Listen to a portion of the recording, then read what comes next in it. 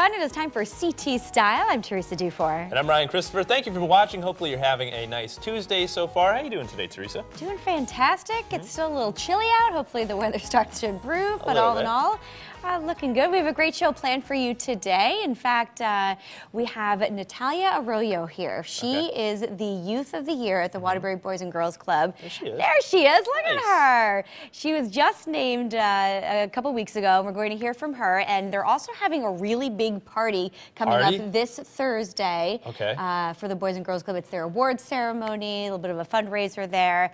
My other TV husband is coming with me. Sorry. Gil. Okay.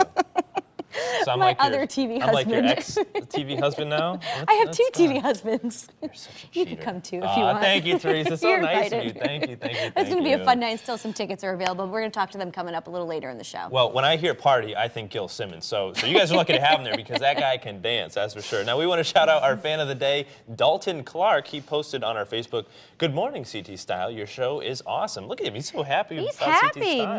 Nice. Check that out. We think he's pretty cool, too. Thanks for getting in touch with us. And, of course, we want to hear from you, the good, the bad, the ugly, whatever you want to tell us. Log on to Facebook, Twitter, Instagram. Ryan always gets back to people. Yeah, once in a while. Now speaking of social media and apps and everything, have you heard of Tinder, the dating app? Of course Tinder? I've heard of Tinder. It's where you slide left or right. Right, so if you don't like the person, you swipe left. If you like them, you swipe right. So Are you on Tinder? Well, no, I'm not, but I kind of experimented with it, so I figured no better place to go and learn a little bit about online dating apps than with our friends at the Orchard House in Brantford. They gave me a little bit of advice. Were they familiar with it? Oh, you kidding me? Take a look.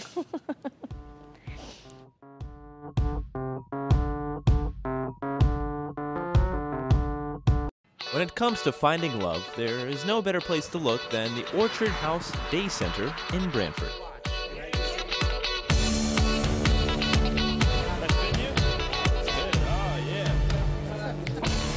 This is where I reunited with my 89-year-old friend Joe, who decided to chat with me a little bit about what she looks for in a man. Other than his stature? What do you mean by stature, Joe? His body, one that isn't going over in the front like he's falling. I've seen those. It's like a ripped body, that's what you're looking for? Right. Now that we know her type, what would she think of me if she saw me on a dating app? You're dressed well, however,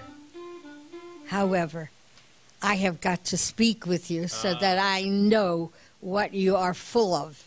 Well, I'm full of something, but I don't think we can say that on camera. No, I have a lot of friends that you could talk with. Oh, isn't she just a sweetie pie? Joe agreed to help me set up a Tinder account, but first we had to see what age range she thought would be appropriate. You want to do 24 to 45? No, 24 is much too young. Oh, much too young for you. Okay. Now that we have our search parameters set, Joe assisted in writing my profile bio. Has beautiful green eyes. And he'll chase after anything that wears a skirt. Now, the last step to completing my Tinder account is to select my profile picture. So, Joe, what do you think? No, definitely not. Why not? Because I don't know if it's a male or female. That's me, Joe. What the heck did you do with your hair? No. Now it's time for Joe to pick my potential matches. No. She looks too much like the Madonna. No. Hey, why'd you swipe left? She was hot. What are you doing? I didn't think she was hot enough.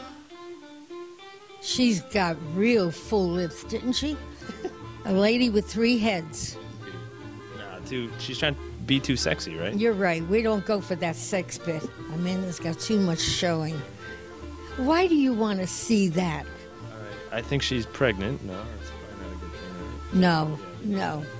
You'd be responsible for that baby. Why would you want a picture of a girl with a guy? Maybe it's her brother. No. You think it's her man? I think it's more than that. Oh, she's hot, yeah. She's hot. Oh. She's hot. She's the first hottie that you've accepted. Yeah. After hours of Tindering and no matches, Joe told me finding love is just like a day at the ballpark. 1, 2, 3 strikes, you're out at the old ball game. Joe had some opinions. Joe was very opinionated. We love our friends over there at the Orchard House. So there you go. Anytime you want a little insight into online dating or dating apps, just head on over to the Orchard House and They'll help you out, I suppose. They'll give you the whole spiel there, I guess. And if things work out well for you on some dating apps, maybe you'll find yourself high in the sky on this thing. Check this out. This is the world's first hotel private jet. Yeah, this is cool. The Boeing 757, outfitted by the luxury brand Four Seasons, promises to deliver the full fancy hotel experience at 30,000 feet. The plane features 52 flatbed seats in leather, hand-woven woolen carpets, and fancy tableware. And it comes complete with a Four Seasons trained cabin crew, guest services. You have a chef, you have a sous chef. Chef Silvio is there probably, right? They'd be lucky to have them. The service is taking bookings for the round-the-world trips for 2016. You're going to stop in Hawaii, Bora Bora, Sydney, Bali, just to name a few. Now, are you ready for the price tag? All right, drum roll, please. Here we go. $132,000 a person. Ah, no big deal. Why not? Hey, sign us all up.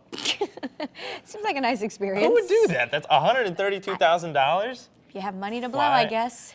Fly around the world. Hey, well, good for them, I guess, you know? Well, don't be jealous. I'm a little jealous of that. I won't lie. Now, speaking of apps, we're talking about dating apps. Now we're talking about the app Uber. You're familiar with that? I love Uber. Do you I'm Uber a huge everywhere? fan of Uber. Do you really? Yeah, I mean, not lately because I'm expecting. I'm the Uber driver lately, but if you are out and about and you don't want to drive home, Uber's a great option. Yeah. It's all over Connecticut now. Oh, it is?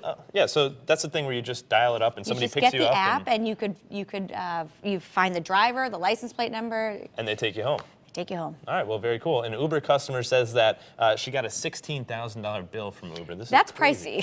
Just a little bit. That's not normal. Yeah, well, I mean, it's not a $132,000 plane ride, but it's pretty expensive for a 25-minute trip. I guess Jamie Hessel was the name of the lady. She took a trip from Brooklyn to New York in Midtown and back in March, and she claims that her driver got lost and was all over the place and contacted Uber to complain, and the app driver service promised to credit the customer $15 for the ride. Well, that didn't seem to cut it, though, if she was getting a $16,000 bill. Not how long was she in the car? Why didn't she just get out of the car? It said 25 minutes. I don't know. She should have just jumped out, or I don't know. But that's why I always call Teresa, you know, when I'm having a good time.